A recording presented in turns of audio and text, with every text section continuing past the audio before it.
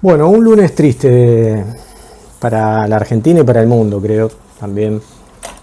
Bueno, ha partido de este plano el Papa Francisco, Jorge Bergoglio, conocido en forma civil, y el Papa Francisco para los argentinos es alguien especial, muy significativo, para los que tenemos pensamiento peronista también.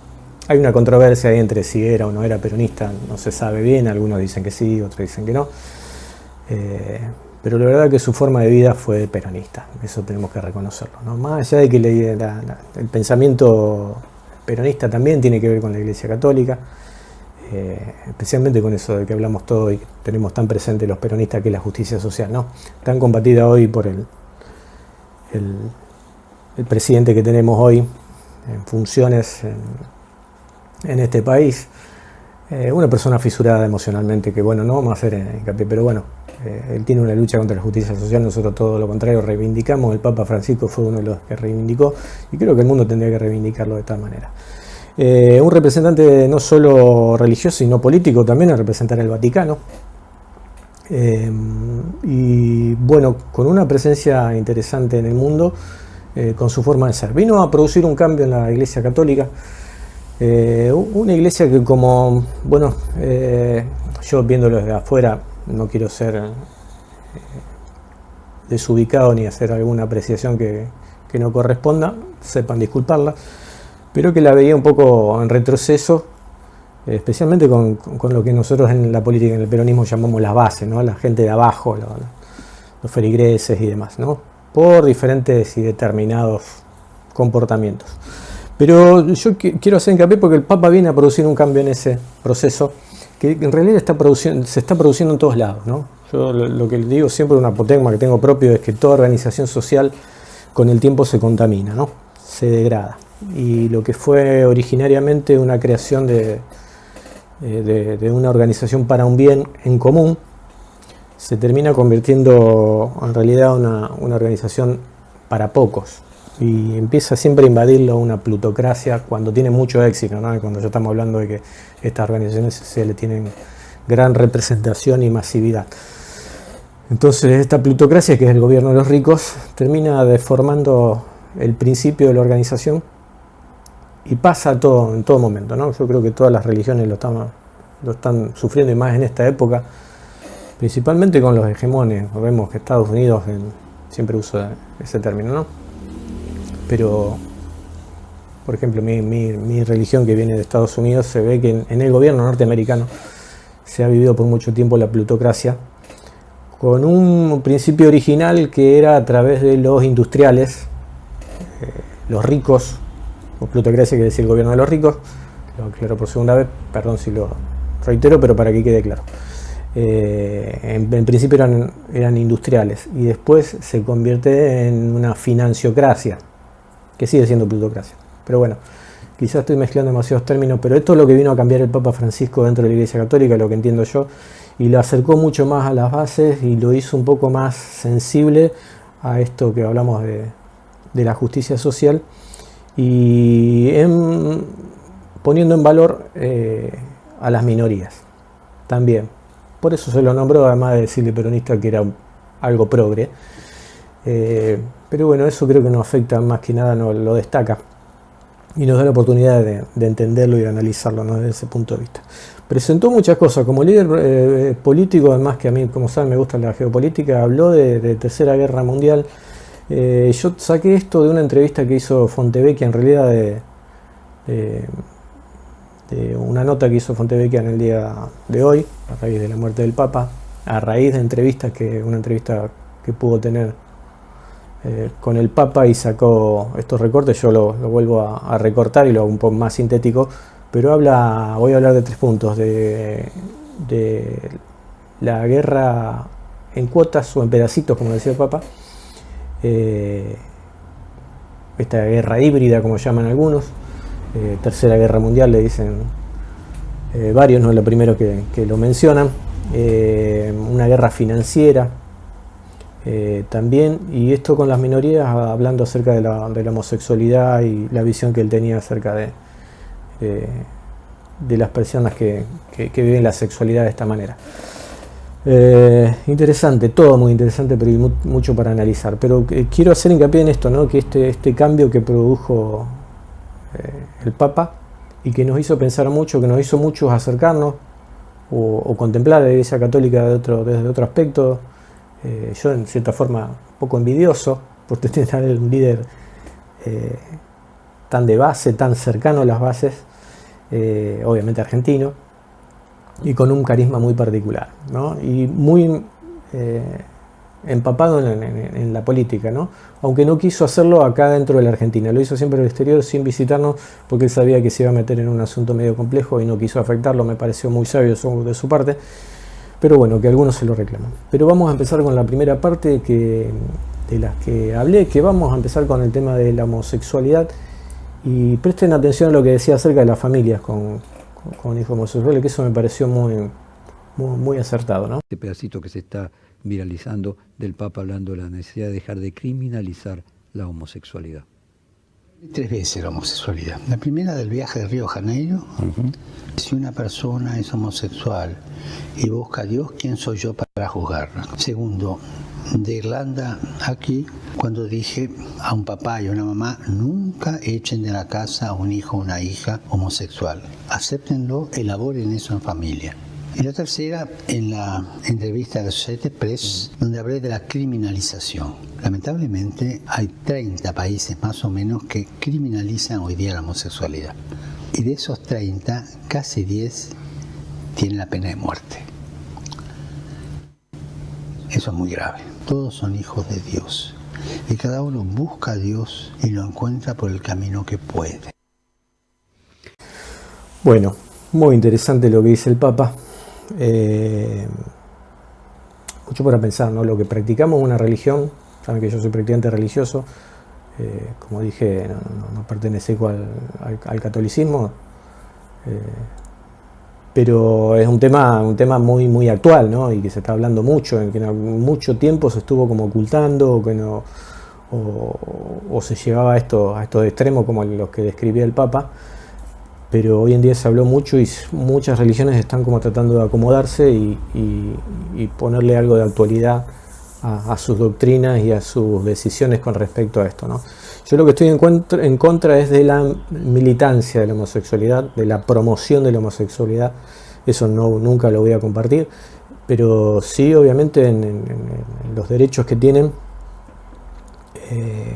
a vivir la sexualidad de la manera que quieran. Yo digo que una persona adulta dentro de los paredes de su casa, cuidado que esto a veces se usa para mal, puede hacer lo que quiera, siempre y cuando obviamente sea entre adultos y no sea con superioridad de poder, ¿no? Tiene algunas implicancias de esto y tiene un razonamiento detrás, ¿no? Pero hay que respetarlo. Es decisión de cada uno. Bueno, después cada religión tomará su decisión, tomará su forma, los líderes religiosos tenían que hacerlo, pero también desde la política tenemos que tomar un papel que es muy diferente a lo religioso, pero tiene que ir también de la mano. Entonces me pareció muy interesante lo que dice el Papa, muy interesante este proceso que se ha acelerado mucho en estos tiempos, pero creo que se tiene que tomar de las bases, de los órdenes que se establecieron y ir creciendo y no decreciendo en eso, no involucionando sino evolucionando, obviamente sin exagerar, sin irnos a los extremos, ¿no? De esto de la militancia, de la promoción, de desvariar en todo sentido en cuanto a estas cosas, ¿no? Así que es interesante y sería un tema para hablarlo quizás aparte en un programa especial, pero ahora estamos hablando del Papa. Tercera Guerra Mundial, de a pedacitos, muy interesante Fontevecchia, la verdad que eligió estos puntos que son fascinantes y lo desarrolló muy bien. Recomiendo que vean la nota completa, esta y la que hizo, ahora se me fue el nombre del otro periodista que está siempre con él ahora, pero ya me voy a recordar. Hay dos, está esta que hace solo Fontevecchia, y después con un periodista muy renombrado, que yo no me acuerdo ahora cómo se llama, pero pues recomiendo que busquen esas dos notas, para que las vean, que están en el día de hoy, con respecto al fallecimiento del Papa Francisco. Muy buenas notas. Fontevecchia es un gran periodista. En la segunda nota él explica por qué hace lo que hace con el periodismo, y realmente tiene mucho de valor personal. Pero bueno, no me quiero ir de la línea y vamos a lo que dijo de la Tercera Guerra de a pedacitos. Viendo la Tercera Guerra Mundial a pedacitos. Tercera Guerra Mundial a pedacitos. Siria hace 13 años que está en guerra. Yemen hace 10 años o más que está en guerra. Los Rohingyas en Myanmar están gitaneando desde hace años. En África no hablemos, en Ruanda, por ejemplo, en Goma, el norte del Congo, Goma, hay guerras por todos lados. O sea, nunca se dejó de pelear. Desde que terminó la Segunda Guerra Mundial, no se dejó de pelear hasta ahora. Estamos en un siglo de guerra. Desde el 14 hasta hoy.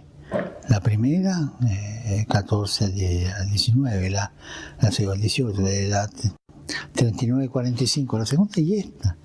Estamos en una guerra mundial. Yo lo definí una guerra mundial a pedacitos, pero estamos en guerra mundial. Ahora, esta de Rusia y Ucrania tuvo efectos verdaderamente mundiales, porque esta que usted cuenta tiene efecto en el lugar que se producen. Ahora, estamos asistiendo a una que por primera vez tiene efectos mundiales. Sí, tan globante, sí. Aquellas tienen efecto en cuanto que la industria de las armas la usaban, ¿no? Y sí, es verdad. Y no sé hasta dónde se llegará esto, pero sí ciertamente ya está todo el universo en guerra, ¿no? Y perdemos la memoria. Perdemos la memoria.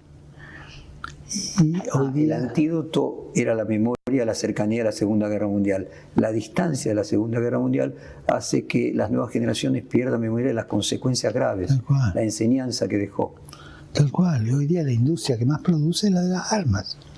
Nos guste o no nos guste.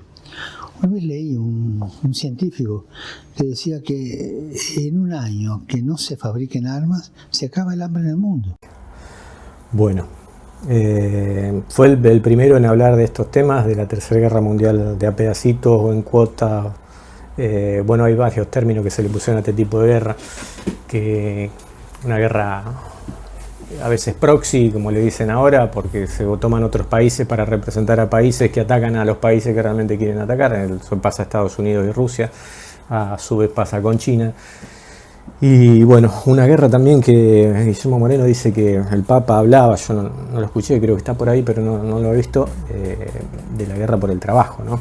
En este cambio de la globalización que conocíamos a este nuevo proceso o sistema de gobierno a nivel mundial, nos lleva a esto, ¿no? A que la guerra va a ser por el trabajo y bueno, va a producir hambre en muchos lugares. Pero muy interesante lo que dice el Papa, y esto en pedacitos. Una guerra híbrida también dicen, porque dicen que hay varios tipos de guerra: hay guerras económicas, guerra de hecho física, con armas, con armamento. El armamento es verdad, lo que dice el Papa maneja. Creo que las finanzas norteamericanas hoy están siendo básicamente sostenidas por esa industria. Bueno, la guerra comercial, la guerra mediática, la guerra de información y todos esos temas. Bueno, el Papa lo identificó muy bien y lo describió acá. Estaba muy preocupado por estos temas, muy preocupado por la desigualdad. Era un líder comprometido con la política y comprometido con este desequilibrio entre los más humildes y los poderosos, ¿no? Y dicho sea de paso, bueno, también habla de una parte que me parece, para entender la geopolítica de lo que está pasando hoy en día, el tema de las finanzas es fundamental que lo entendamos, que la guerra principal es por eso, es una guerra financiera de un sistema que, como dije también, de la plutocracia industrial pasamos a la plutocracia financiera, y ahí se armó el desequilibrio que nos llevó a donde estamos ahora, ¿no? Y en un mundo que está perdiendo el liderazgo de una potencia, y dicen algunos que van a ser 3 las potencias las que van a manejar, que va a ser Rusia, China y Estados Unidos.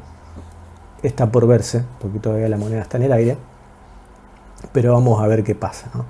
Y él habló muy bien de esto de las finanzas y lo describe con mucho detalle, así que prestemos atención, porque todo para razonar y para interpretar lo que está pasando hoy en el mundo, ¿no? Escuchémoslo. Se producían por producir dinero y la sideral concentración de riqueza, que son una constante. Vamos a escuchar un fragmento también en el que él separa la economía de las finanzas. De hecho, ese fue el título del reportaje. Él decía, se puede hablar de economía, no se puede hablar con las finanzas. Entrar en el capítulo economía. ¿Existe alguna versión del capitalismo que pueda estar alineado con la visión social de la Iglesia? Es que mejor la definió esta pregunta que usted hizo. La respuesta a esta pregunta fue San Juan Pablo II. Economía social del mercado. Le metió la palabra social. Economía del mercado social. Yo estaba de acuerdo. Hoy día las cosas fueron más allá. Y se puede dialogar muy bien con la economía y lograr pasos de entendimiento o fórmulas que van bien. En cambio, no se puede dialogar bien con la finanza. Es curioso. La finanza es gaseosa, es líquida. La economía es concreta. Un economista muy importante en el mundo, que tiene un papel dentro del mundo económico, una vez me dijo, mire, yo quise hacer una experiencia. Hacer una reunión entre economía, humanismo y espiritualidad. Hicimos ahí un microcongreso de varias sesiones y la cosa resultó bien. Pudimos dialogar y todo. Pasó el tiempo que quise repetir lo mismo, pero con finanza, humanismo y religiosidad. Y no resultó. El problema más serio es cuando la economía se transforma en finanza, que es inasible ya. Una cosa es moverse en el mundo de la economía y otra cosa es moverse en el mundo de la finanza, que tiene otras reglas y hay que dar con otro tipo de cautelas. Bueno, quizás ahí encontremos también parte de la explicación de por qué Milei, a lo mejor Caputo sin decirlo, consideran al Papa el representante del diablo en la tierra, o sea, del diablo para las finanzas, obviamente, ¿no? Bueno, dejé esta última de lo que decía Fontevecchia porque me llamó la atención, ¿no? Y qué bien que la acertó al hacer esa última comparación. Porque bueno, al principio Milei atacó muy fuerte al Papa. Está bien que el Papa, bueno, nos puso en alerta en ese pequeño comentario que hizo ahí breve acerca de Adolfito, que le llamó él, esos representantes políticos sin historia, que hablaba de ese surgimiento de algunos líderes políticos a nivel mundial que nadie conocía, que no se sabía de qué provenían ni de qué venían, que era el caso de Milei, que terminaba, bueno, al final produciendo lo que, bueno, produjo acá y en otras latitudes que no vamos a mencionar para no meter al Papa en eso. Ha producido guerras catastróficas y con mucho dolor para los pueblos, ¿no? Entonces, bueno, el Papa tenía una visión general muy grande. Era una persona que a pesar de las diferencias con las personas se reunía con las personas, hablaba, las recibía. Se notaba cuando las recibía con ganas y otros no, pero bueno, eso es parte del folclore y parte de esa sensibilidad que a veces tenemos los argentinos, que en la cara se nos nota demasiado. Algunos no, algunos lo saben disimular, pero bueno, al Papa no sabía disimular los que le caían bien y los que les caían mal. Pero interesante lo que hablaba de las finanzas, ¿no?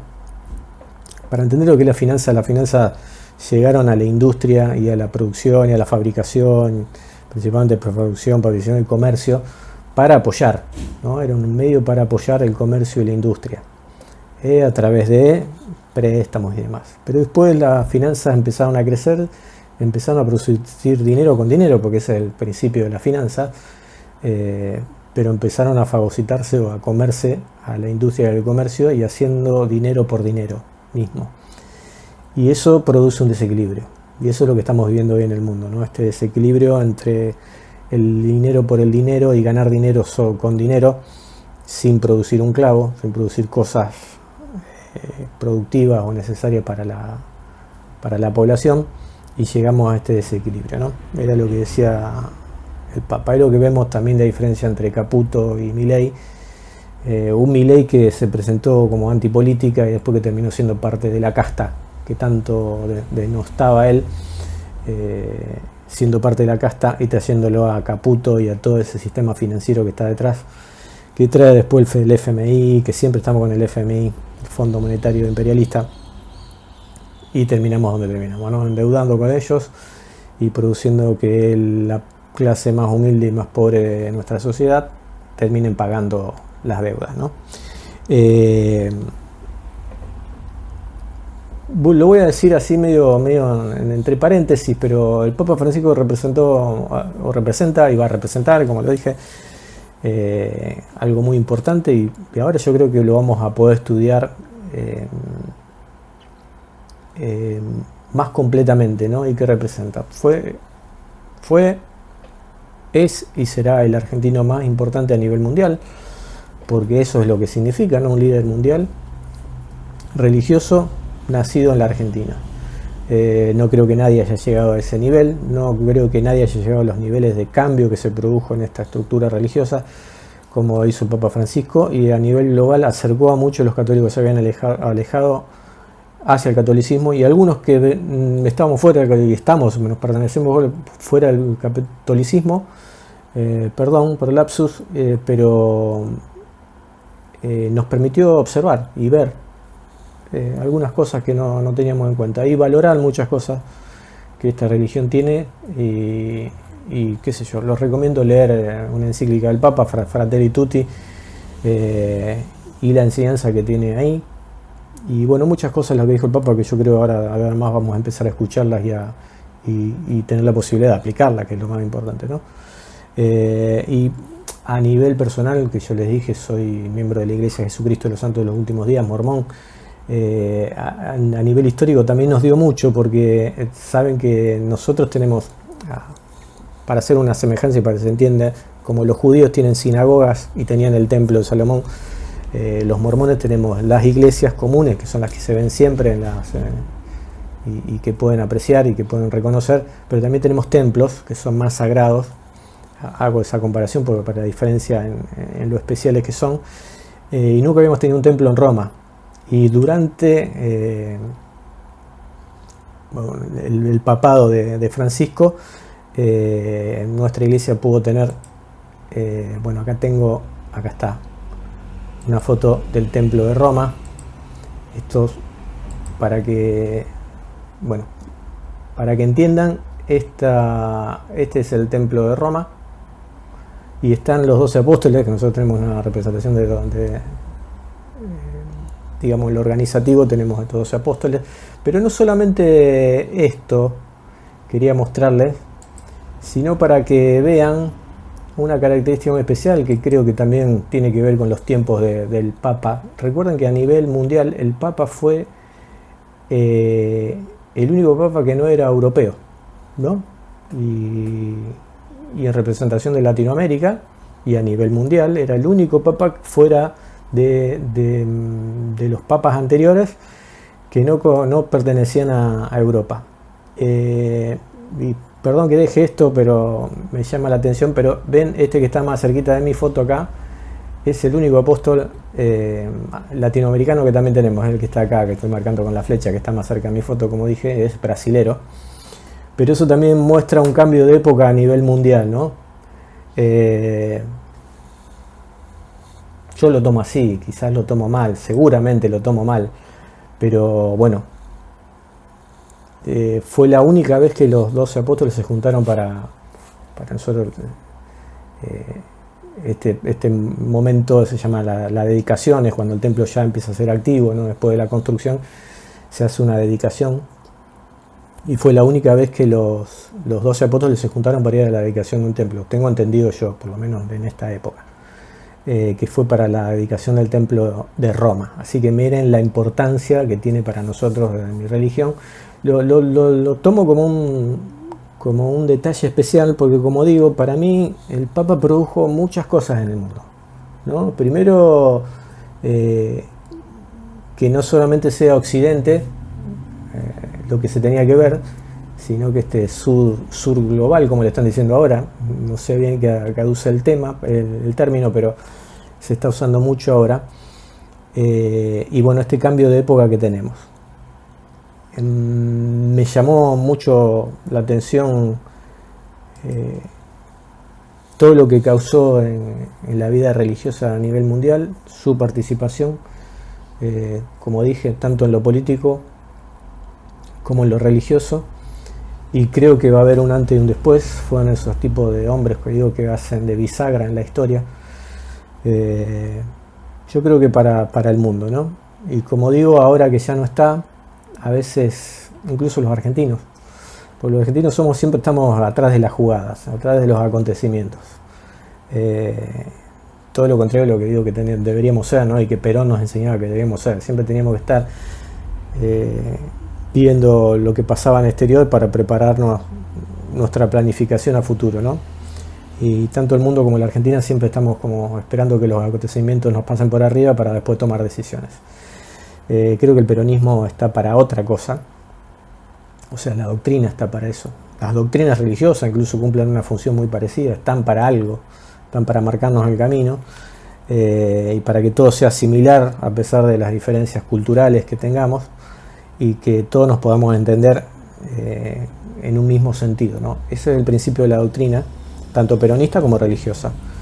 Pero a veces necesitamos de este tipo de hombres que hacen un cambio de época y que nos permiten, reformateando y como dije al principio, volver a las bases, a los orígenes, y poder traer a la gente de nuevo, ¿no? A la gente que por ahí de tanto ver que esto se convierte en una plutocracia o una burguesía también, un estado burgués, mejor dicho una oligarquía para el peronismo. Cuando nos convertimos en oligarcas y pensamos que solamente una minoría puede gobernar, ya sea una religión, ya sea un partido político, ya sea una nación, estamos dejando afuera mucha gente que se da cuenta y se siente alejado de esas políticas. Entonces, ojalá que podamos reflexionar en esto, que las bases se puedan organizar, porque si los líderes no toman la decisión de volver a las bases, son las bases las que tienen que reclamar y organizarse, ¿no? Bueno, los dejo con este mensaje. No sé si ha sido apropiado todo lo que dije, pero si no están de acuerdo, para eso está este canal, y está el canal también, recuérdenlo, de Peronismo Picante, ¿no? Que es un grupo de WhatsApp en el que podemos conversar y de debate, principalmente, que es lo que necesitan, creo que toda, no solamente la organización o el peronismo como organización, sino el resto de las organizaciones sociales, ¿no? En este WhatsApp que ven acá nos comunicamos. Después está la unidad básica virtual, 3 banderas, con un buen grupo de compañeros ahí que están organizándola y trabajando, y están todos invitados para participar. Así que leo sus comentarios, participemos, porque como le dije a un compañero el otro día, me parece que por ahí el peronismo está esperando que los demás decidan, y por esa postura de no estar actuando, los demás vienen y nos ponen la música que ellos quieren y terminamos bailando lo que ellos quieren. Así que, compañeros, a trabajar. Un abrazo grande y gracias por estar acá.